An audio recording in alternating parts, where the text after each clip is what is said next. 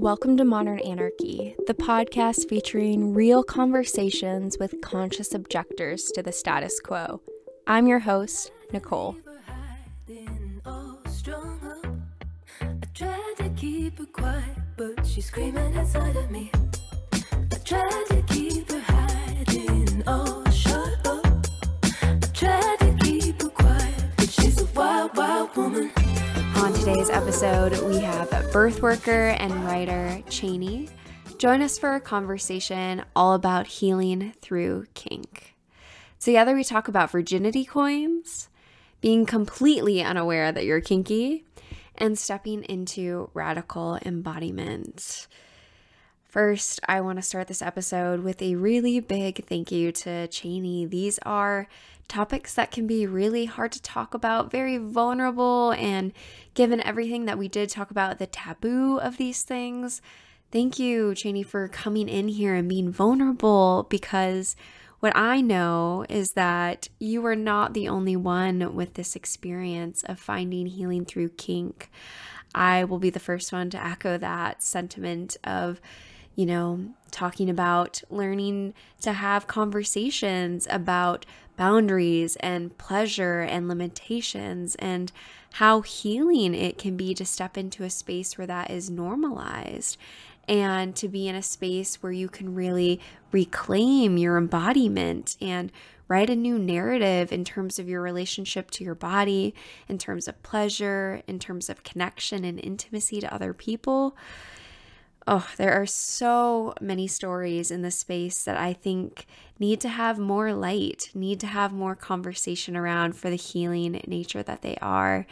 And especially when we think about the collective trauma that we've all experienced in this world of a society that is so afraid to talk about sexual intimacy, a world like Chaney had talked about in their early childhood sexual education, the tape test, and saying that you're gross and used if you have sex with multiple people. I would say that is a trauma that we have all experienced.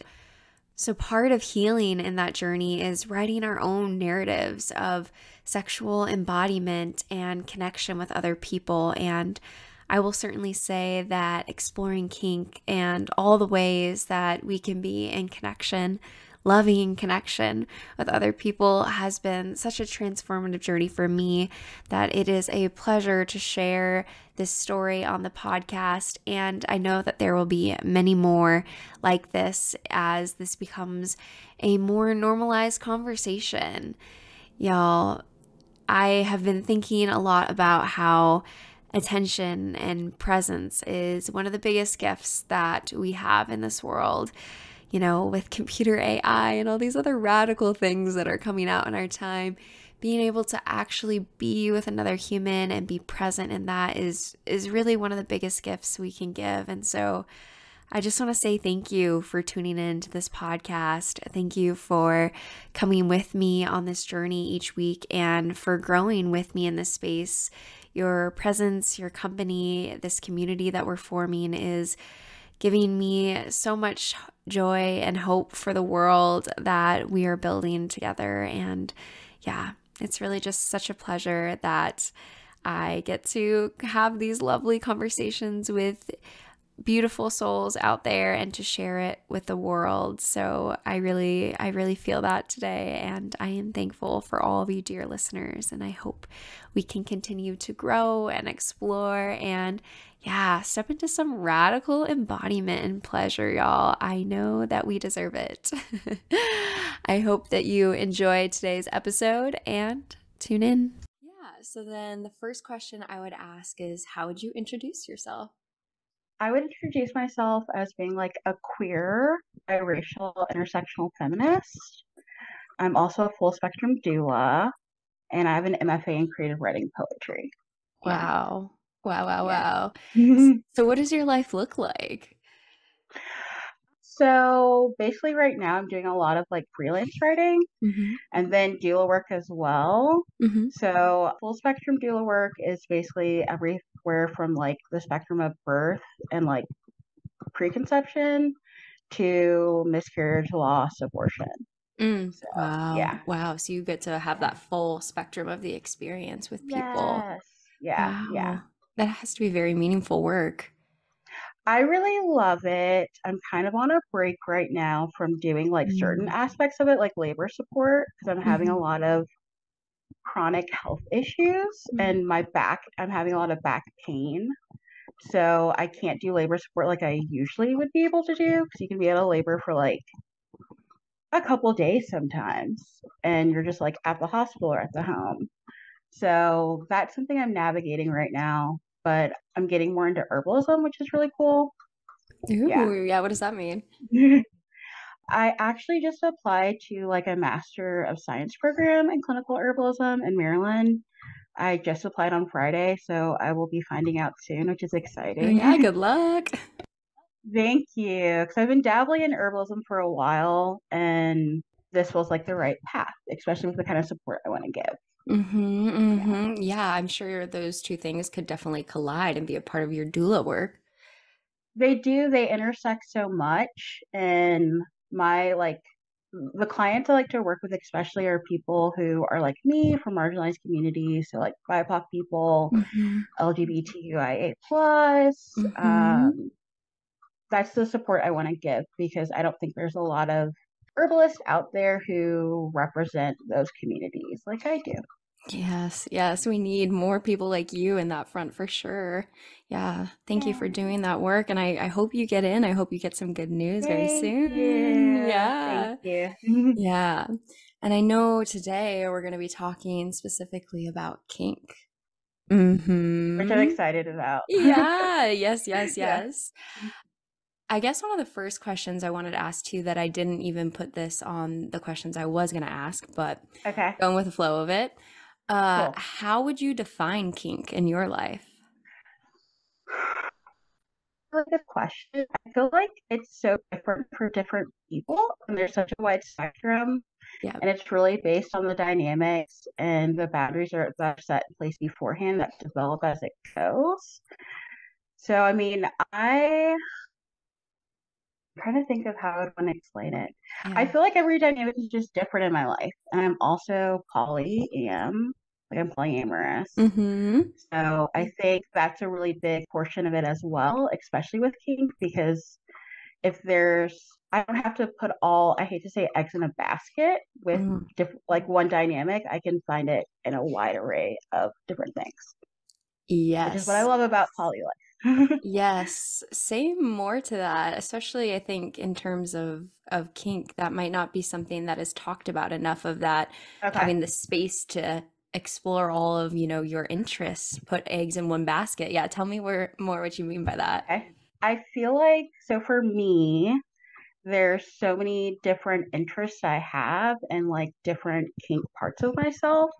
And so like one part, like one dynamic may look completely different from other dynamics I have.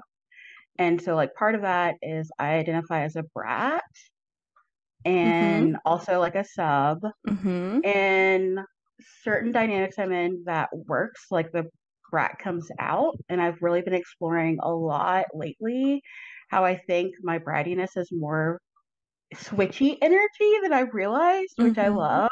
And it's fun to explore and play with. Yeah. But it's all very different depending on the people. Like I have people like partners in my life who are like FWBs, which is great. And like our dynamic looks completely different from like other people, I would say. Like I have a person I call like my daddy doula, Mm-hmm. which sounds, I don't know, that's just like a name I call him. It's like very long distance and virtual. And they're just like a really good friend as well. But Mm-hmm. like that dynamic, how it's expanded since we like first met, which wow, that was like 2019, which is wild to think about. Yeah. But that dynamic looks completely different from other dynamics I have because it's mostly Mm-hmm. virtual. Mm-hmm. Yeah. Yeah. So then it has a whole different space to it. And kind of what I'm Yes. right. And kind of what I'm hearing is how in these different relationships, maybe there's different parts of you that come out in these dynamics. Yes, and that's what I was trying to get to, and I totally lost my train of thought. That's okay. But like I've realized especially in the last couple of years, that depending on the dynamics I'm in and like relationships, it's just because it's with a different person or people. And so there's a totally different flow, which I love that I get to explore that because I am polyamorous. And I'm not just like, I don't want to say boxed in because I'm not calling monogamy being boxed in, but for me, that's how I would feel. And I really like having this space to explore and play with different relationships and styles. And it's just, I don't know, it's really exciting because I like that, like, it's not something I have to be like, okay, I can live my authentic life. And that's so refreshing and wonderful and freeing. Yeah, and I think psychology has held space for that sort of dynamic in, you know, parts of ourself coming out in different relationships and that being normal and a part of, you know, our identity. Yes. But because of the world we live in and the social conditioning, that sort of space with sex and our own sexual identity, I don't think has really been talked about. Not to bash monogamy, because that's a way to form that identity and have that sort of exploration of yourself. And at the same time, I think there needs to be a discussion about how different parts of our identity can come out in different relational dynamics with sex. Yes. Yeah. And like, I think another big part, something when I was pretty new to the kink world, I didn't realize was that there doesn't have to be explicitly sex in those relationships. It can just be like impact play or something like that. And that's like that shift in the last couple of years because I didn't have those resources growing up because no one really does. And I grew up in central Kentucky, which is very Southern Christian. There were definitely a lot of constraints to how I was raised, not by my parents per se, but like our community that I lived in. Yeah, yeah. What kind of messaging did you receive around sexuality in that community? I know that might be a big question. No. This is like one of my favorite questions because Yeah. it really, I'm lucky in the sense that like I didn't have those messages from my home. Like my parents, I would say, are very open and sex positive and like we're like use condoms and stuff that like I don't think people heard in my community a lot. And there was like a really open dialogue that felt really safe and comfortable with them and like really good boundaries. But like when I was, I think, seventh grade in our health class, I still have it. They gave us a virginity coin, which is wild because I was 12. Wow. And like even at the time I was like, what were you gonna say? I said I had a pin. I had a little pin. So I'm with you. I was 12 and I was like, yeah, I was like, this is ridiculous. And I like showed it to my mom and I was like, why would you want to be in a relationship with someone and like marry them but not experience that beforehand? That was like my mindset. I think that's fine if that's not how people want relationships to be. But I was like, I could never do that. I don't want to, like, I would always be like, what if you marry this person and you guys aren't compatible in that way? And I was like 12 thinking that, which wise is 12-year-old. interesting to me because it was different. Yeah, right. Yeah. And then in high school, we had another sex education class, which was not really that at all. They just showed us pictures of STIs and they brought in people who were from like pregnancy crisis centers who were teen moms, which felt really gross and icky because they were really shaming people for teen pregnancy. And we didn't have any resources at all or education. They like did this thing called the Tate test. Do you know what that is? No. Oh, okay. The Tate test is where they give everyone in our class a piece of tape, like clear plastic tape. And then they had us go to other people in the room and press the tape against theirs. And then after they were like, look how dirty the tape is. This is what happens when you have multiple partners. That's your body. And I was livid. Like I was very pissed because it just, first of all, yuck and icky. Yeah. And it's just disturbing to think about teaching that to people about their bodies. And like, it really bothered me because I knew people in the class who were literally pregnant at the time in this class, and they were shaming them. That's basically what they were doing. It made me really sad. And like, I remember I was 14, and like I have a journal where I'm like writing about it. And I saw it like a couple years ago, and I'm just mad. It still makes me really mad that they taught us that. But like, it was just so shamey. So that was like the predominant culture in our community, was those kind of teachings. But I was very privileged because I had a really great group of friends who we were all kind of weird, I would say, like in outliers, and we were very connected, and we still are. Mm-hmm. Yeah. Yeah, I mean, that is not sex education in the slightest, right? When all you're doing is talking about the outcomes No. of sex that can Yes. happen. Like, you're not talking about the full informed consent. No, there was no consent. There was no talking about like safety or pleasure or just anything. It was just like, these are pictures of STIs. This is what'll happen to you, and you don't want to end up like this. And that's so shamey. Yeah. And just, I think that was a really big thing I had to navigate, even though I didn't have those messages at home. But realizing, I don't know, I think it put a lot of fear in me. Yeah. Because of course it would. Of course Right. it would. Right. And I wasn't like sexually active really until like college, because I did not want to.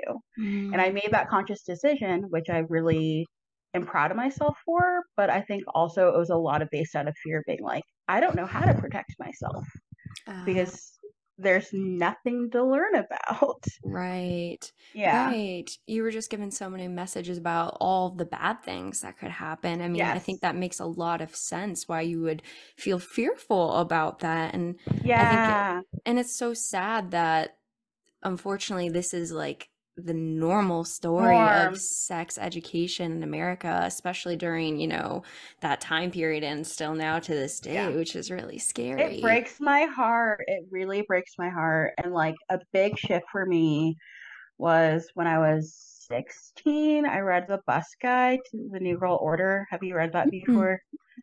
It's like a bunch of essays and poems by Bust Magazine. I think it came out in the late 90s.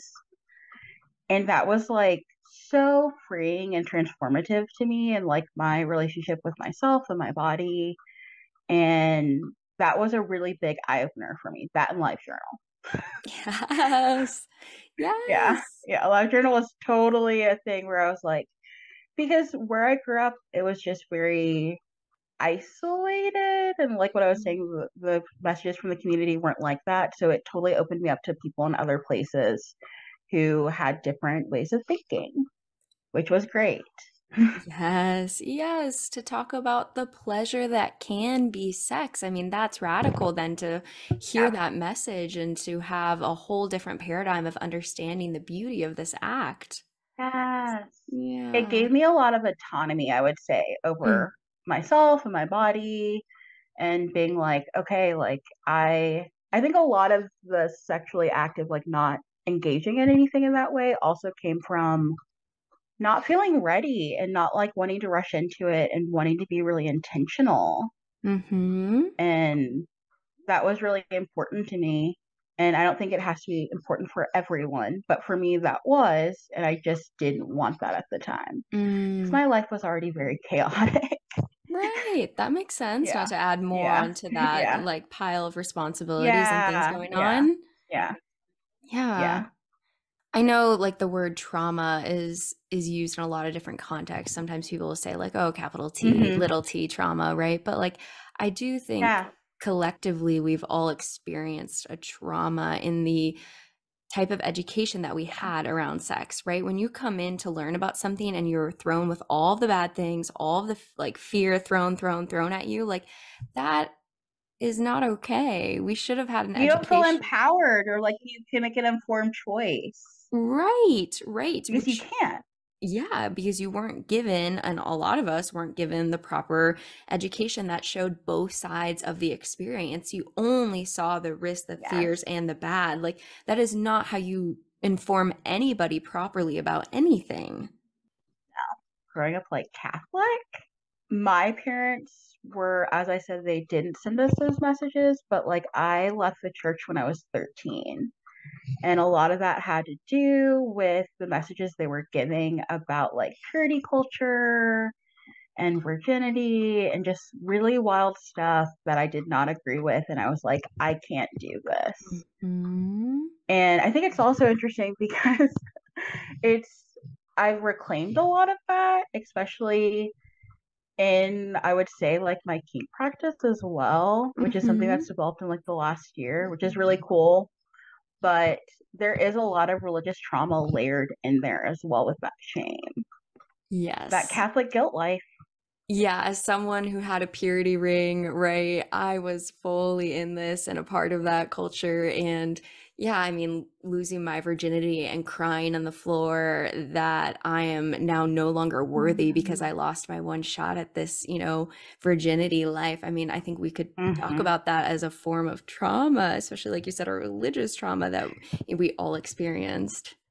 Because it is trauma. It's trauma from society and like the community you're in and the culture, because I don't know, I think another aspect of it that really bothered me a lot too was when you navigate like not having consent with that as well, or like rape culture. And that is so disgusting to me to think that like because of purity culture people feel that, and it had nothing, even if it didn't have anything to do with them, but like they had no choice. And the shame that comes from that I've talked to people about or know, it's just, that was a thing that was really present with me too in like middle school and high school, and being like, this is fucked up, just to say the least. And like scarring, and like I've seen it in other dynamics I've been in, or relationships where people also have religious trauma and they're still navigating that as adults, like not feeling pure. Yeah. Yes. And that's so hard. That's so hard. Like the shame that comes along with that. And the healing that you have to go through to step into sexual embodiment. Yes. And like, that's a whole thing I could go into as well. But yeah, I mean, I would say like a lot of my healing from kink has come from sexual trauma and having to navigate that. And like working on connecting to my body again and reclaiming it and not being like completely dissociated in life. And that'll intersect so much, and that's why it's been such like a healing space for me, because of the control I can have. Yeah, say more about that, the control that you have and how that connects to your healing journey. So okay, let me think. I'm really bad at timelines, but because the years like all run together. Sure. But when I was 25, I was sexually assaulted. And how my brain works is when that happens, I don't realize that's what's happened, even though everyone else around me has, because it's like a protective thing I do. And I started therapy after being diagnosed with PTSD in 2017. And that was completely transformative for me because I had a really awesome therapist who I still adore. She was at a like violence prevention center, so it was completely free, which was amazing. And she was trained in EMDR, which I never got how EMDR could work. Like she explained it to me, but it was really confusing. But once I started doing it, it completely transformed my life. Because like she explained it as like when you start EMDR, the trauma's like you're in a house and it's right outside your window. And then after you've done sessions of EMDR, it's like the trauma, it's always present, but it's like a couple neighborhoods away. It'll resurface sometimes, but you have that distance. And I didn't get how it would work until I did it, and it completely shifted me. She was really cool because she was very like affirming about like kink and poly life too, even though she was not at all. Like she would come back from conferences and be like, hey, like I attended this really cool like lecture and like workshop about poly life and like polyam stuff. And that was just so amazing to have that affirmation as well as I was navigating that, because I would say I really realized that about myself during that time that I was polyamorous. Yeah. So it's an identity piece for you that you Yes. discovered. I love that. Yeah. And she was like not willing, she was very affirming about it. Great. Because I think a lot that came along with my trauma was like not trusting myself and like not trusting my body or my intuition or feeling in control at all. Mm-hmm.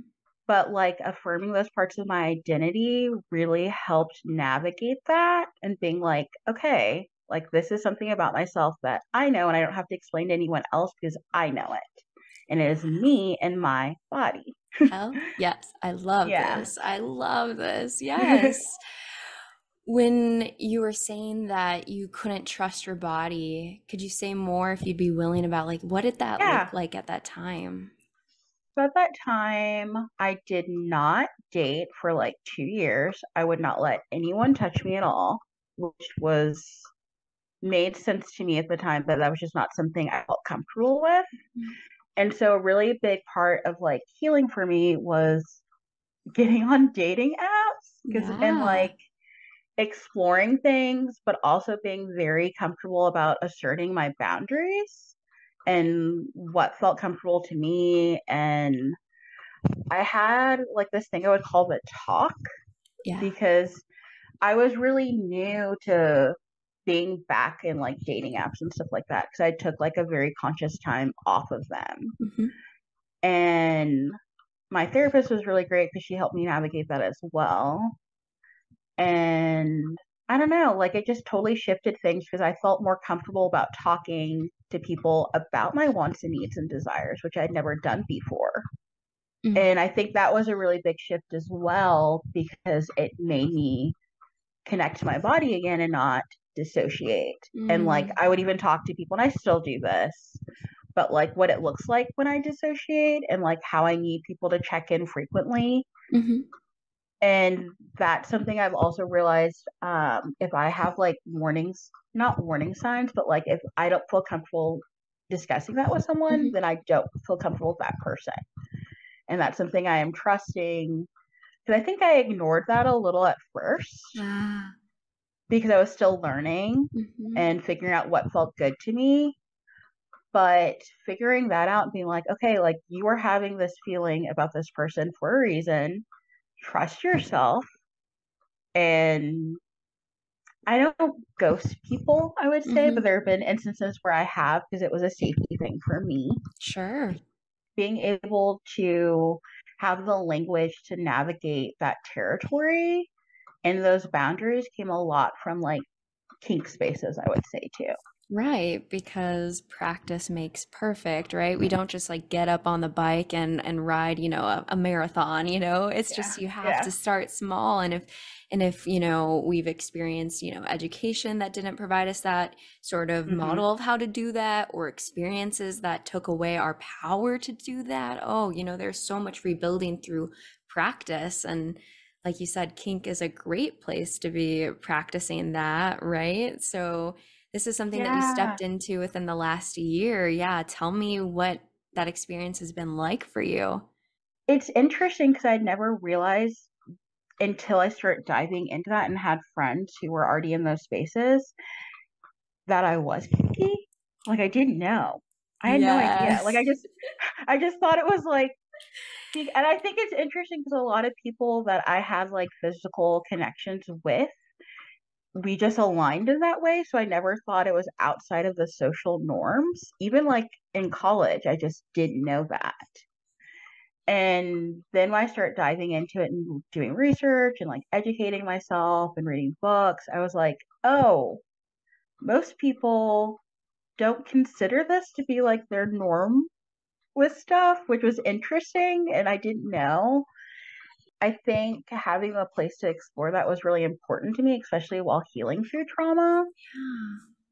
Because being polyamorous, exploring the language and like concepts about like just having a words to identify with. Like that's a really big thing for me. And I know it's not with everyone, but for me it is. And having that language and being like, okay, like I can ask people if they're comfortable with it, Like, what are your boundaries? What does this look like for you? What are you into? And I can say very clearly what I am into as well. And that was a completely big shift, especially from being like 19 or 20, where I just did never have those conversations. Yeah. Because no one ever told me that or like discussed it with me, which is wild. Yeah, and there's no examples of it anywhere in the media, you know, and all the sort of like fantasy sex that we see out there. So unless someone's coming to educate us about how to do this, or if you have community, I mean, you know, that's where the kink community steps in, because then you start to learn and have that community where that is the norm, and then you suddenly start to speak and have those conversations. But yeah, so much of, you know, the world is not even having conversations about what they like even between partners that have been married for years, because that's a tough conversation to have for a lot of people, which is scary to me. It is scary. It's mind-blowing because, like, I don't know, it opens up a whole new avenue of exploring for people. And a big thing I do, and like I've done for probably like, I did it for the first time in college because I was in a book club where we were reading What You Really, Really Want by Jacqueline Friedman. So I was like 21, and they had all these questions about like, what are things you're interested in, or like soft limits, hard limits, etc. I never thought of that, like, ever. And so I made like a whole list in my journal. I still have it. And it's interesting because I've looked back at it, because I've really, I don't want to say grown since then, but I have, and like explored more. And that book like totally shifted things for me as well, because it made me really think and like consider things and like feel more comfortable with bringing up those conversations. But I will say it's interesting. I did not really bring up those things until after trauma. Oh, say more. Yeah, why? Yeah, okay. I think I really had to reclaim my voice a lot after experiencing trauma and like make my body a home again. And that was part of that journey for me, was like expressing those needs, because I think I had a lot, not, I don't think, I did have a lot of fear, or would just be like, I'm going to be like, go with the flow, or like, what happens, we'll figure it out. And now I can't do that. That is not something I can do for my body. It doesn't feel safe to me. Right. And what does feel safe is having those conversations with people beforehand, because that's how you find out things about people. And it's so important. And I don't want to use the word red flag, but it is like a yellow flag to me if people aren't, after establishing trust, aren't able to put those into like text or something like that. If I ask like, okay, like what kind of things do you like for aftercare? Or like, what's your aftercare practice or something like that? And they're like, whatever you want. That's not going to fly. Yeah. Yeah. Well, right, because they're not stating what they need, which if someone can't state what they need, it can be a risky interaction, because you don't know, especially in kink, when you're playing with boundaries, if someone's not going to communicate there, then you're both at risk for causing each other harm. So like, yellow flag is accurate, right? Like, yes. And it's like, okay. And it's exactly what you said, like you're both at risk for causing harm, because I don't want to interact with someone where they won't discuss those things with me after establishing trust, because I won't know. Yeah. And I think for me, it's a really big safety issue, especially because I'm someone who's experienced trauma, or like just certain responses to things I've had from people on dating apps. I'm just like, this isn't going to work. Yeah. Right. And then trusting your gut with that. Yes. Absolutely. That's been a whole embodiment practice for me. And I have sympathy for the people that like don't know what aftercare looks like too, because I think yeah, for me, even, in this journey as well, someone who like would have been asked that question said, I don't know. What do you like? I don't know, Yeah. like when you're first Yeah, and stepping I've into been this. there. Yeah, exactly. When you're first stepping into that world, like not even having language or anything to know how to describe it because, again, of the capital little t trauma that we all have The lack of knowledge. experienced with the lack of education around sexuality and pleasure. I think something that's also shifted is when I ask those questions, I'm a lot more detailed. And I'll be like, hey, do you like to like have quiet time after? Do you like to take a bath? Do you like to cuddle? Do you like touch? Do you like to eat? Or like things like that? Because I think you're right. A lot of people don't know those phrases. I know I didn't for a really long time. So I try to reframe it in a way where it's more specific. Yeah. So I can get to the root and be like, oh, this is just a thing where they don't have exposure to it, which is fine. But I think the big difference is like if people aren't willing to have those conversations, that's where it puts my safety at risk. Yeah, I agree. Yes, Yeah. absolutely. Absolutely. And that's a great way to like be a part of other people's journey too, to like give them sort of options. Cause like, yeah, we all come at different levels of awareness to this, but yeah, if someone's still not willing to talk about it, that is a risk to yourself again, like you said. And so like honoring that because you need to be able to communicate, especially in kink. Yeah. I mean, it's the foundation of it. Yes, which I think is kind of like you were saying earlier, maybe a part of why it was so healing for you. Yes, because I think having those very set boundaries and being like, okay, this is how things are going to look. This is what's going to happen. These are the things that are on the table, that are not on the table, and having those really detailed discussions beforehand, it makes me feel safe.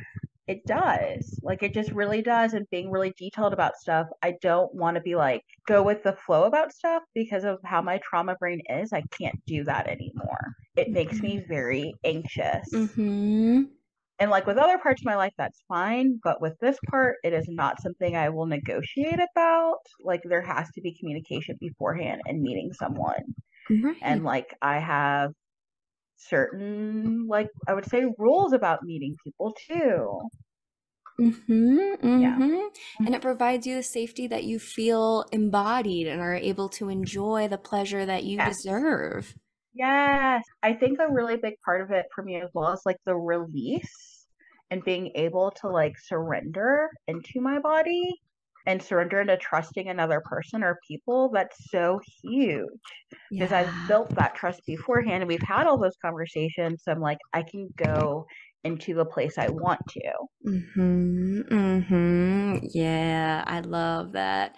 That's a huge piece of this, right? By having all of the communication beforehand, all of the trust, the open communication, like you said, the amount of surrender that you're able to have in that experience because of all that, and how that is actually a healing experience on the journey. It is because like it's such a big release, I would say as well. And like sometimes I have an emotional reaction. Like I've cried before because it's just like I'm not sad per se. And like I always talk to people about that beforehand. Like that could be a possibility where I may cry just because of like the sensation, like the impact sensation, like the reaction to it, and the big release that comes after. Yeah. And that's also been like a guiding thing for me too. Like if people aren't comfortable with that, then that's probably not someone I should interact with in that way. And that's kind of like a guideline for me too, I would say, because it may happen. And how I prep people is being like, this is what I like to happen. Like I use the color scale.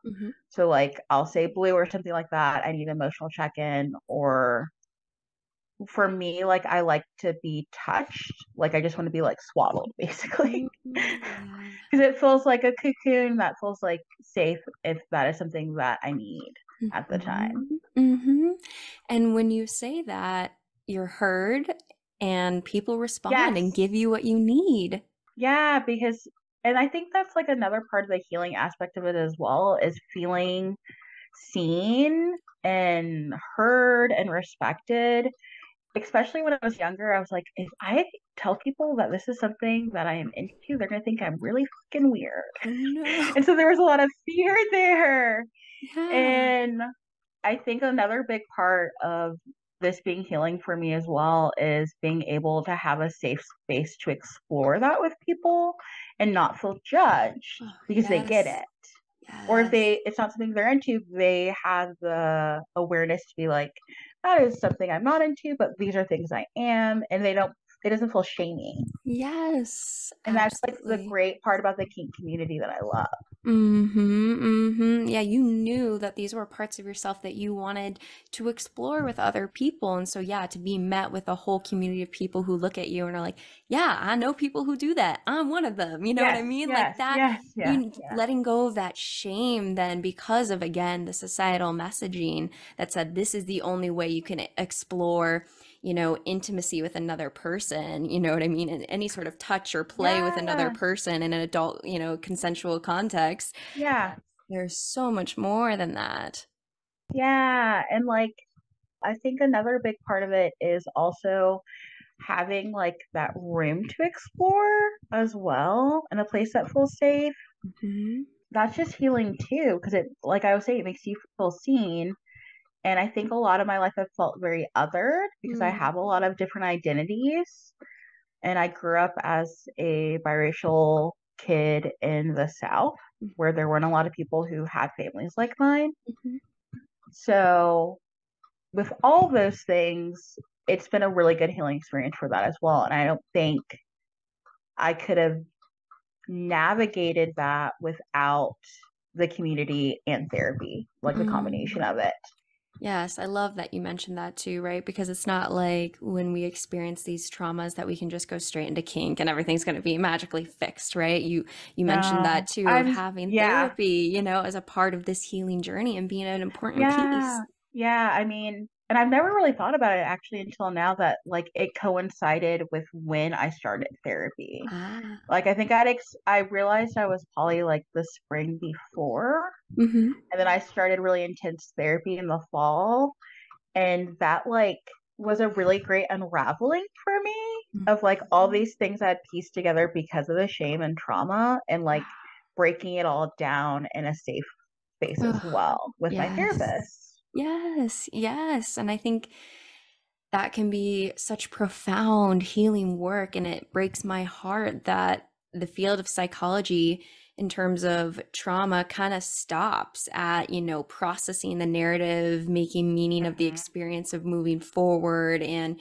exposure therapy, all these things. We kind of stop there and we don't really go into the next part of, healing, which I would say is pleasure, having Yes, pleasure in the body. And so I yes, think there needs to be more conversations about what do we do beyond the initial processing, right? The EMDR. And beyond that, how do we step into pleasure? And I think you're speaking today about how like kink has been such an integral part of that process of learning to communicate so you can surrender and feel, yes. I think for a long time, I also had realized that I felt the most in my body when I was having impact sessions with people I trusted, and then spreading that out and letting it flow into other places in my life, which has been something I've been working on like the last couple of years. And it feels so good. And I don't think I would have had that experience without therapy and the kink community, I would say. Yeah, yeah. How has it been flowing into other aspects of your life? I mean, I think a lot of the time because of my trauma, I would go into avoidance mode, and having to have conversations with people about my wants and needs and desires and boundaries has really been a good practice for like friendships as well that have nothing to do with that. It's just flown into everything, which Yes. I'm so appreciative of because I don't know, like when I think about how my life was before I had those skills and like knowledge, I wasn't living my best authentic life. Mm, yeah. Yeah. Yeah. I mean, and I think that makes sense too, like in terms of, what are the hardest conversations to have? People usually say what, sex and money, right? And so to talk about sex and so openly and so directly when it is a difficult conversation for many people, again, because of the society we live in, like once you've crossed that barrier, you're like, I could talk about anything. You know what I mean? Yes. And like, I agree with that because I think it was like ripping the Band-Aid off a lot for me. Yeah. Like, it was a really big relief in being like, oh, I can do this and I can trust myself and my intuition and my body. And that is huge. And it's affected every part of my life. I love It's just that. spilled out. Yes. Again, another aspect of this that I don't think is talked about enough, you know, how it changes other aspects of your life, even outside of kink, right? And changes your whole experience in that way. It's made me a more confident, autonomous person, I would say. I love that. Which I love that. I love that. Yes. Seeking pleasure in other places as well. Yes. Yes. I love that too. Once you start stepping up for yourself to say, this is what I want, it's maybe a little bit easier to take up space and to claim your wants and desires for pleasure in other areas. Yes. Yeah, I agree with that. Are there any scenes or experiences that come to mind when you think about healing through kink that you'd want to share? I guess like a really big part of feeling seen for me has been like a long distance dynamic I have that I mentioned before, because it's giving me the room to like explore and play. It's really grounding for me, and it's someone that like I can discuss like parts of my everyday life with, as well as like explore different scenes or things that we're both interested in exploring, and then like taking it into other places. We've known each other for so long and there's a lot of trust that's been built up there, but also like we get each other a lot. Like he's like one of my best friends, I would say. Which is lovely. But like there's also other aspects to the dynamic that are really important to me. Like I can talk to him about like dates I'm going on or like thoughts and stuff about like different issues in my life. So it's very much like, my friends describe it as like, we call him my daddy doula, 'cause he's like dueling me through that role, which I love. I love that. And I appreciate that. Yes, yes. And being able to have then that, you know, experience of intimacy both through kink and outside of kink, you know, I would imagine that that would create even more intimacy to make it even, you know, safer to explore deeper. Because a lot of kink is exploring and trying different pieces on. And so like to have that intimacy both in and outside. And I think like a big part of it also is that like when I started exploring kink was around the time I met him and like met him in person. And so it's just like gradually gone, more exploring has been done, but it's also good to be able to like reflect about how it was before with him too, which is awesome.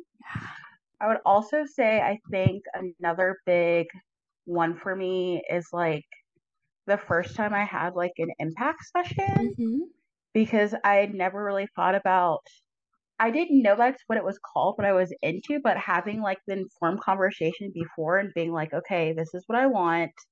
I want you to like hit me in the face and things like that. And it felt very like the release I had afterwards and like the aftercare, it was just so healing for me. And I think that was 2019 too.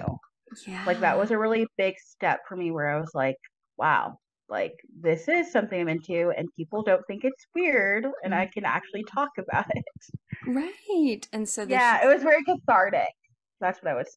Yes, having that release afterwards being the healing part of that, and all the trust and all of that all together, and the lack of shame then to honor this aspect of yourself. It was just a really big relief as well, I would say, because it made me feel, I don't know, seen, like I was saying. Like it made me feel really seen and not judged. And it felt comfortable to just be like, this is what I would like you to do. Yes, I never felt that before. Or like, it's interesting because like the journal I was talking about with the book club I had been in, I had listed those things in like 2011. and I never felt comfortable enough to explore them until like 2018, 2019.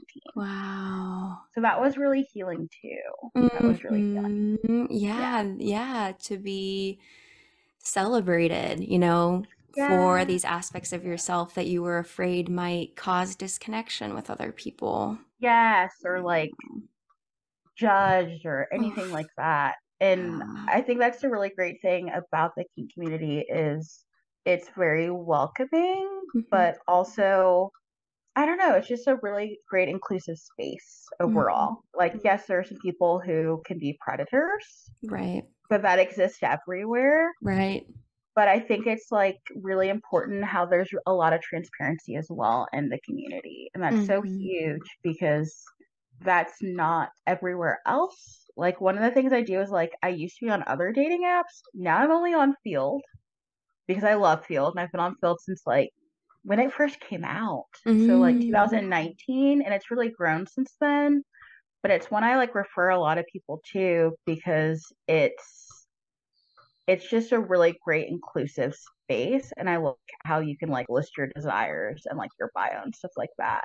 Yes. And I've met everyone from like partners on Filled to people I'm best friends with now who we like went on a date. We're like, oh, we are totally meant to be best friends, and I love this.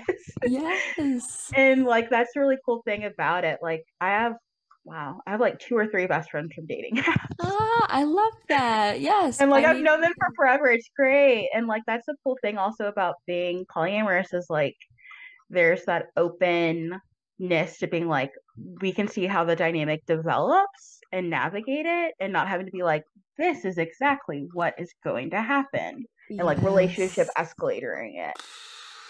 You're telling me, yeah, absolutely. Yeah. It's the freedom that comes with it. Absolutely. And the beauty of creating an organic relationship that doesn't have to fit into one box. And when you have that space, you have all the space to create. And it's a whole different world at that point when you're not looking for one person to fit all of these boxes. Yes. And like that's the huge thing I think for me with it as well is having that realization that like for me I don't want to have one person just to do all of that, and that's what works for me specifically.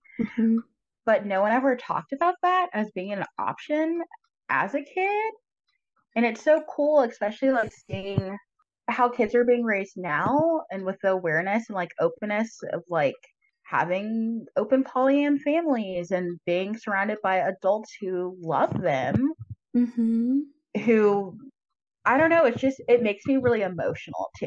It makes me really emotional because it's like it's just beautiful. It's really beautiful. Yes. To have expansive love, you know? Yes. Yeah. And just like a whole community of people who love you. Yeah. And I think kind of what you said is the key piece of all of this is that again, we were not given informed consent when we were presented with the ways to go about relationships. We were not said, hey, there's monogamy and there's also non-monogamy and all these other ways, and you get to choose. An umbrella. You know? Yeah, you get to pick what you want to do because it's your life. That was not what we were told, and unfortunately it's still not a lot of what we're all told today, even with the media and other sorts of stuff, and a lot of the judgment and the stigma that comes with polyamory, right? So it's like I hope we get to a world where we have more space for all people to say like, yeah, you get to decide what you want to do with this lifetime, and there's a lot of different ways to do it, and I'm not here to tell you the right way. I'm just here to say there's multiple ways that are not being talked about, you know? Exactly. There's options. There's so many options, and you get to make your own unique life. And that's so beautiful. That's so beautiful. Yeah. And then kink being a beautiful space to explore all those different relationships that you have and to play and to have that ability to, interact with multiple partners in that space is another way to be more connected and have that expansive love. Yes. It's interesting because, like, if you would have told me when I was, like, 13 that my life would be this way, I'd be like, no, it wouldn't. But I think, like, part of me always knew because even looking back, like, I remember being in, like, middle school and I never had, like, one crush. I know, me neither. I didn't. And I just thought everyone was like that. Yes. and they weren't. Yep. Not everyone was. That's so funny. But like, yeah, but like thinking about it now, like I'm just like, this is right. This is how it should be. Yeah. Right. The signs were there. Yes. And like little Chaney would be very happy for me now, which I love that. Yeah. Yeah. One of the other questions I wanted to ask you too when we're talking about kink is there anything that you wish other people knew about kink? There's a couple.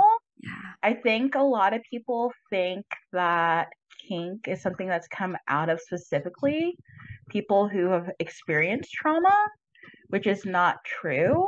That may be the case for some people, but it's not. And the other thing is that like kink explicitly has to involve sexual activity all the time, which I didn't know, like I was saying earlier, like when I was younger, like it doesn't have to be like, this will bring me to my other one, like it's not 50 Shades of Grey for everyone. That is actually a really toxic thing. Mm-hmm.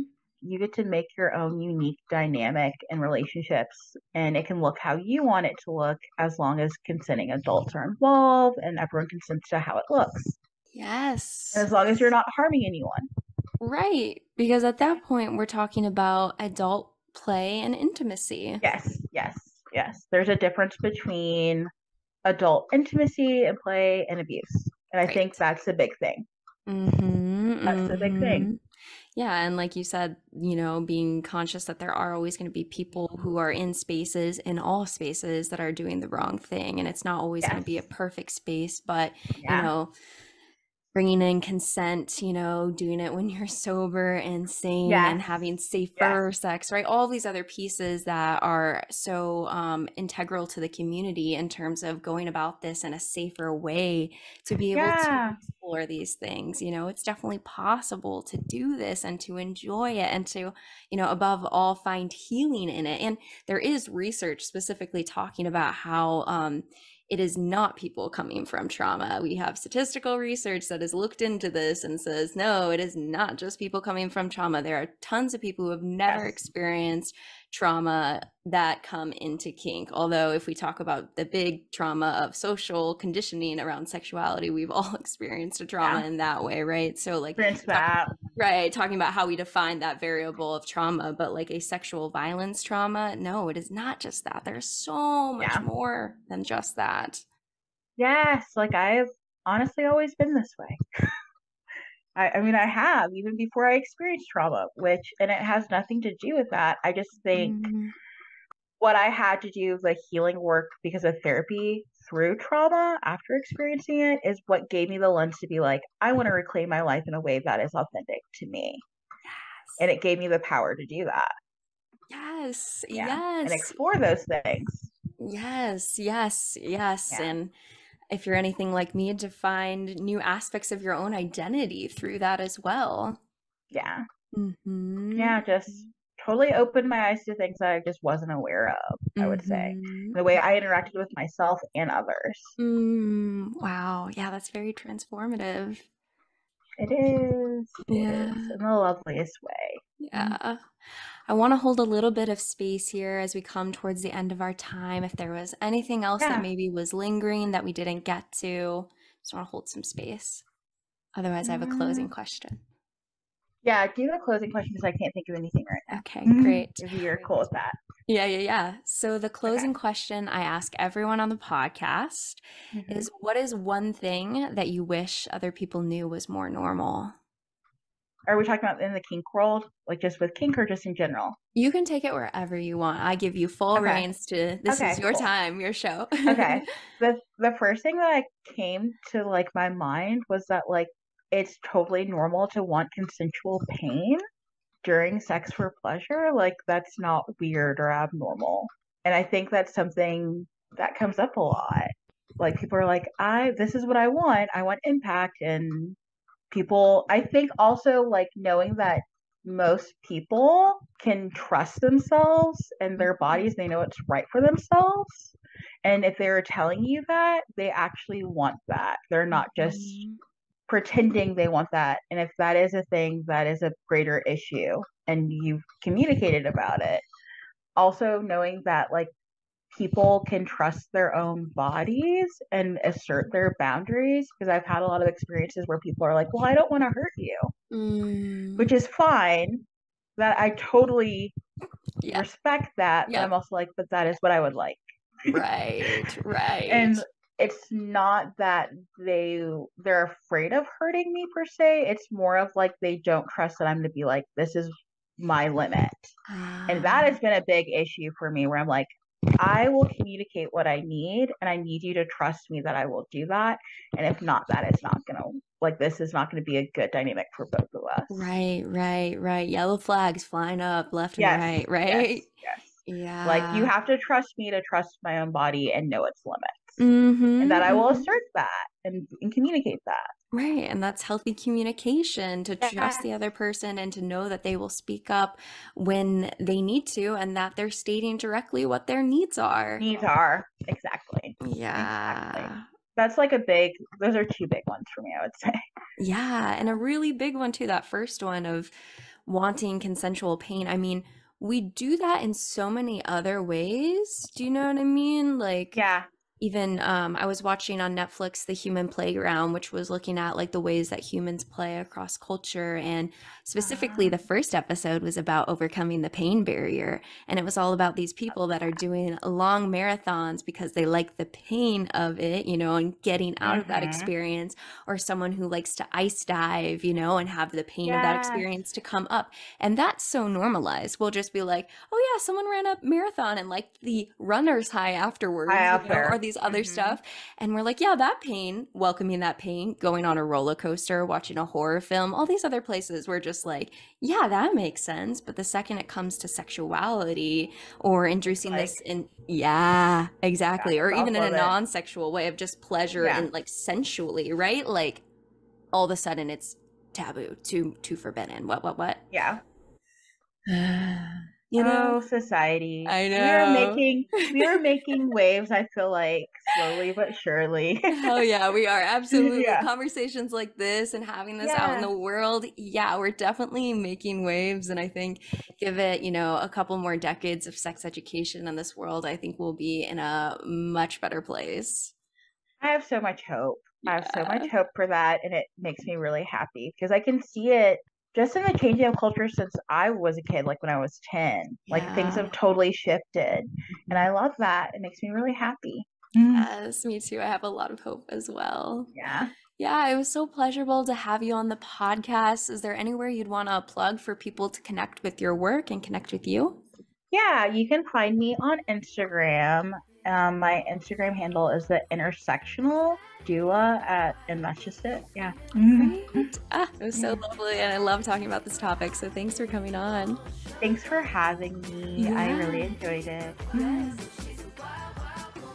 If you enjoyed today's episode, then leave us a 5-star review wherever you listen to your podcast, and head on over to modernanarchypodcast.com to get resources and learn more about all the things we talked about on today's episode.